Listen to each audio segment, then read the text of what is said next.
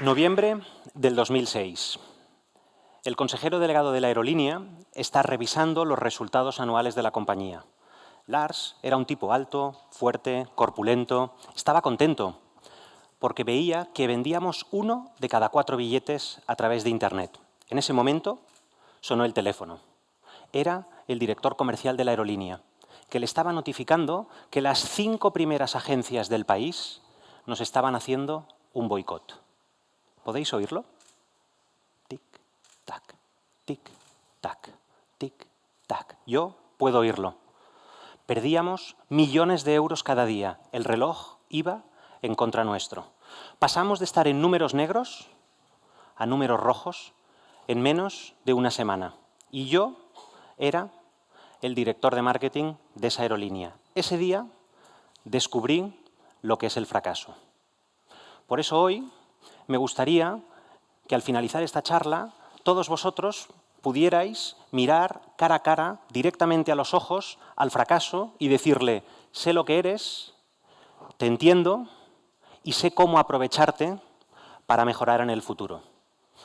Me llamo Pablo Foncillas y soy un experto en innovación comercial. Y estoy harto, agotado, de escuchar a todo el mundo estar interesado en las best practices, en lo que ha ido bien, en el éxito, cuando el resultado más habitual de la innovación comercial es el fracaso. Si yo os formulara la pregunta que veis ahí, probablemente, tímidamente, cada uno de vosotros levantaría la mano. Y yo creo que para aprovechar la charla de hoy se han de dar 3 circunstancias. Es importante haber fracasado, pero sobre todo reconocerlo como tal. En segundo lugar, creo que es imprescindible que os interese el futuro, porque si os interesa el futuro, os interesa la innovación. Y si os interesa la innovación, os interesa el fracaso. Y el tercer requisito es comprender que el fracaso es como un cadáver que tenemos que colocar delante nuestro para abrirlo en canal y hacerle una autopsia. De alguna forma, yo creo que es la única manera de comprender que los cadáveres, que son nuestros fracasos, están llenos de vida que todavía podemos aprovechar. Y es que en el mundo académico se investiga muchísimo más alrededor del fracaso que del éxito. Sin embargo, se le da muy poca publicidad, porque no nos interesa hablar del fracaso, nos interesa hablar del éxito. Y la charla de hoy no es una oda al fracaso. Fracasar es malo. Es malo para la reputación de vuestras compañías, es malo para vosotros, es malo para el país. Sin embargo, nadie en esta sala ha aprendido a ir en bicicleta sin caerse. Nadie en esta sala ha aprendido a sumar sin equivocarse. Y nunca le dedicamos un solo minuto a trabajar y reflexionar respecto al fracaso. Por eso hoy lo que os voy a contar pretendo que sea un poco polémico, pretendo que os agite, porque voy a decir cosas como, por ejemplo, que el fracaso no es tan malo o que no hay que culpar en el fracaso, porque lo que me interesa es que reflexionemos colectivamente cómo podemos aprovechar el fracaso para mejorar. Y quizás la primera idea que me gustaría transmitiros es que fracasar no es lo contrario del éxito. Yo creo que fracasar es la moneda que tenemos que pagar para obtener éxito. De alguna manera, yo creo que es como la gasolina que tenemos que poner en los motores de innovación de nuestras compañías para acabar obteniendo éxito. De alguna forma, yo creo que el éxito es un subproducto del fracaso. Y normalmente pensamos que el camino se empieza desde el éxito, cuando lo normal es que el camino se empiece desde la caída, desde el fracaso. Así que yo creo que tenemos que empezar a pensar que necesitamos desaprender. Deberíamos ir a una academia que se llamara la Academia del Desaprendizaje. Y en esa academia que nos dieran un título que acreditara que somos fracasados oficiales, que pudiéramos cogerlo y que lo pusiéramos en la pared del despacho de nuestras oficinas, porque creo que nos obsesionamos en tener éxito. Y lo que es cierto es que el fracaso no rima con promoción, no rima con aumento de sueldo, no rima con reconocimiento, pero lo que está claro es que en la actividad que desarrollamos día a día, fracasamos constantemente y nos preocupamos esencialmente de obtener solamente éxito.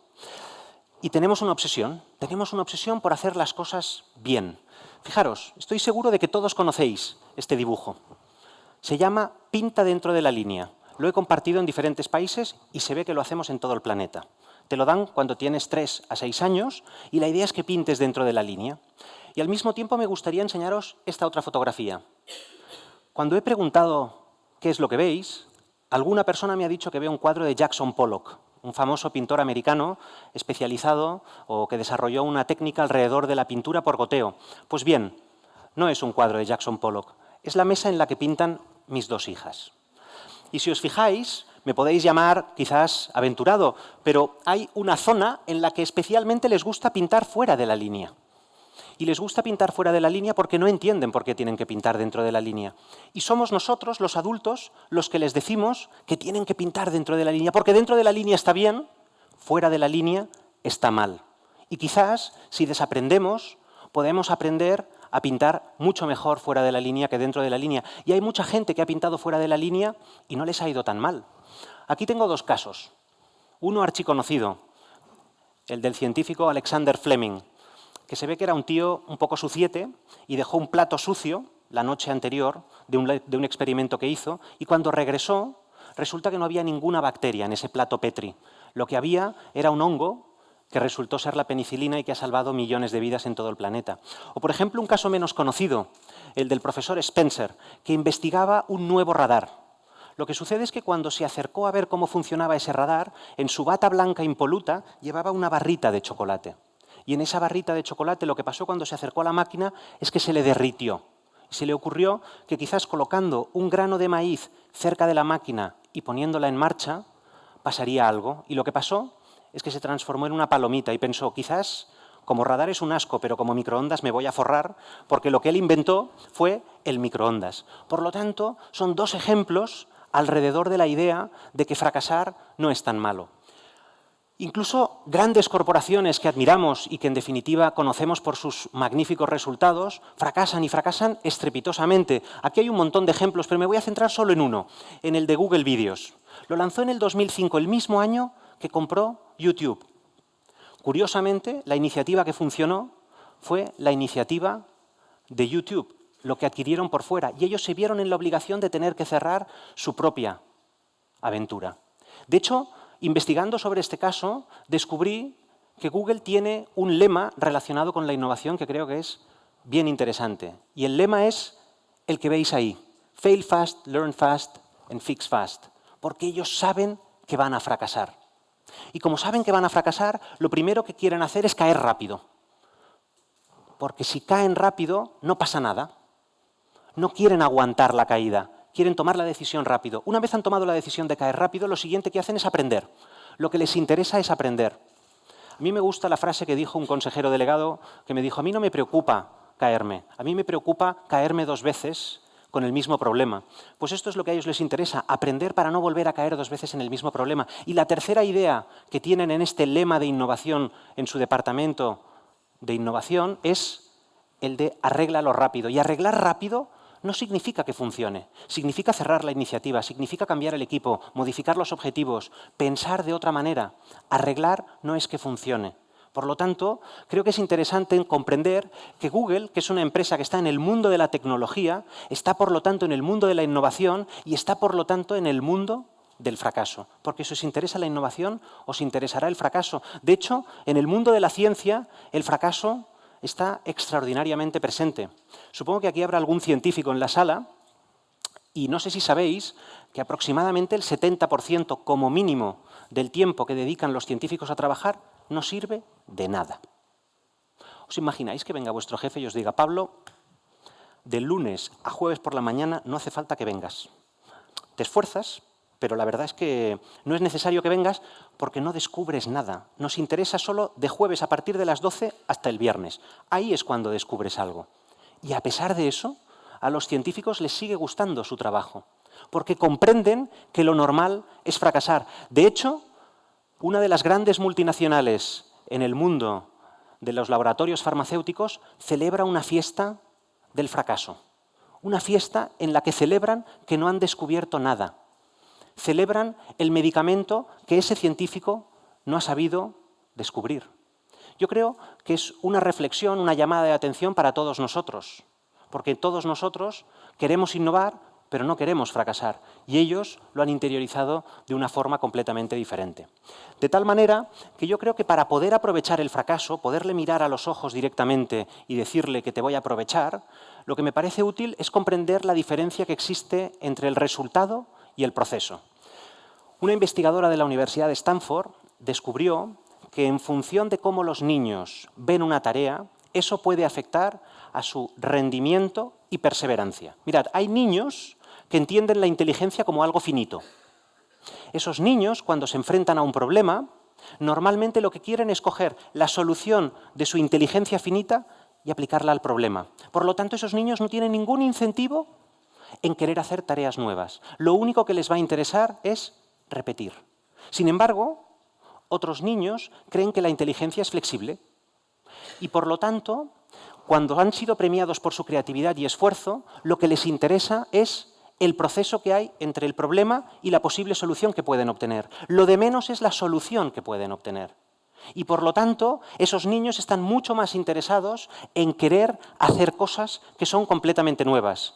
Los primeros niños, cuando crecen, se convierten en padres, ejecutivos, amigos y compañeros que toman decisiones, que no tienen preguntas, que no quieren investigar. Los segundos se preocupan de cuestiones mucho más vinculadas a saber qué se puede hacer, a traspasar la frontera. Fijaros, los primeros están interesados en la repetición, los segundos están interesados en la evolución. Los primeros están interesados en el resultado, los segundos están interesados en el proceso. Hay una anécdota preciosa de Sir Ken Robinson, que es un especialista en educación infantil, que una vez visitando un colegio vio como un niño en una clase de dibujo estaba pintando y la maestra con la que hacía la visita se acercó y le dijo: ¿qué pintas? Y el niño le dijo: estoy pintando la cara de Dios. Y la maestra le dijo: eso es imposible, nadie ha visto la cara de Dios. Y el niño le respondió: si te esperas 30 segundos te la enseño porque la estoy pintando ahora mismo, ¿no? Porque ¿qué hacen los niños cuando no saben algo? Se lo inventan. Y nosotros, los mayores, nos empeñamos en decirles lo que está bien y lo que está mal. Y creo que ha llegado el día en el que podemos empezar a pensar en educar a nuestros hijos peligrosamente. Para poder aprovechar el fracaso, yo creo que hay 3 dimensiones que tenemos que tener en cuenta. Una dimensión individual, una colectiva y, por último, un proceso, que conforman el círculo virtuoso del fracaso. Así es como he querido llamarlo yo. Y la primera dimensión, la individual, empieza por esta pregunta: ¿de qué aprendemos más? ¿De los éxitos o de los fracasos? He formulado esta pregunta a centenares de directivos. De hecho, la he hecho en varios países y la respuesta es abrumadora. Siempre igual. Los directivos me responden que aprendemos mucho más de los fracasos. Pues bien, lamento comunicaros que es rotundamente falso. No aprendemos de nuestros fracasos. De hecho, hay extensísima investigación que demuestra lo contrario. Os he traído un ejemplo. Y es un análisis que se hizo sobre 6.500 intervenciones de cirujanos especializados en cirugía cardiovascular. Yo creo que en cirugía cardiovascular es bastante claro cuando tienes éxito y cuando tienes fracaso. Pues bien, en estas circunstancias, sobre 10 años de datos y, como os comentaba, 6.500 intervenciones, lo que se descubrió es que los cirujanos se movían en estos parámetros. Normalmente aprendemos de nuestro éxito. Aprendemos también del fracaso de terceros. Aprenderemos de nuestros fracasos en la medida en la que hemos tenido éxito. Y por último, aprendemos de los fracasos si todos hemos fracasado. Pero lo que es llamativo, lo que es tremendamente, digamos, chocante, es que en ningún caso sale que aprendemos de nuestros fracasos. Porque nos encanta pensar que el fracaso es el terreno abonado para mejorar, descubrir y, en definitiva, detectar el resultado indeseable que hemos obtenido. Sin embargo, la realidad es que nos movemos de otra manera. Y es que como humanos, como bípedos, hemos sido diseñados para vernos con buenos ojos. Esto se llama teoría de la atribución y básicamente consiste en comprender que cuando hay circunstancias que son ajenas a nuestro impacto, que influyen en el resultado de nuestras tareas, normalmente consideramos que eso excede a nuestra capacidad de trabajo. De tal manera que si hay circunstancias ajenas, nosotros vamos a decir que si ha ido mal es por esas circunstancias. Y nos guste o no, tenemos una tendencia brutal a pensar así. porque nos vemos con buenos ojos. Por lo tanto, el primer consejo es ser tremendamente autocríticos respecto a por qué hemos fracasado en una tarea. La segunda idea es establecer un ambiente seguro. Mirad, esta es mi hija Gabriela. Se está comiendo una galleta que hemos cocinado juntos. Yo no sé si habéis cocinado con niños, pero cocinar con niños está sometido a dos leyes implacables. La primera es la ley de la fuerza centrífuga y la segunda es la ley de la gravedad.